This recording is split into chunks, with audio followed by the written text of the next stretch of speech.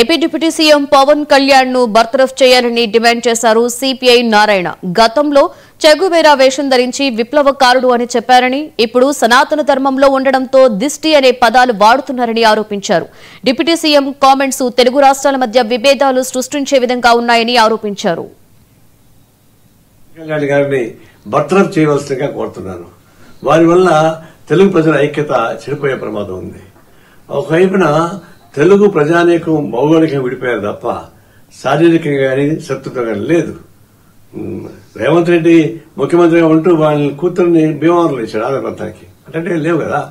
ఆయన గతంలో చెగువేరా డ్రెస్ వేసుకుని తిరిగాడు, విప్లవాది అనుకున్నాడు, మంచిది. ఆడేసి మారాడు. మరి ఇప్పుడు సావర్కర్ శిష్యుగా మారాడు. సనాతన ధర్మం పూజిస్తా ఉన్నాడు. పూజించుకునేయండి. ఇప్పుడు ఆయన సనాతన ధర్మంలో మునిగిపోయాడు కాబట్టి ఆ భాష వస్తా ఉంది. ఇది దిశ తగిలింది అని చెప్పేసి మాట వస్తుంది. అది సనాతన ధర్మం నమ్మేవాళ్ళు అట్లా మాట్లాడుతూ ఉంటారు. అంటే ఆయన స్వేచ్ఛగా తిరగమని చెప్పండి, సనాతన ధర్మాన్ని పూజాల్సిన తిరగమని చెప్పండి, గుళ్ళు తిరగమని చెప్పండి, హాయిగా ఉంటుంది, హాయిగా మంచిది. అదే రాజకీయ నాయకుడు కానీ తగడు ఉప ముఖ్యమంత్రిగా ఉంటే రాష్ట్ర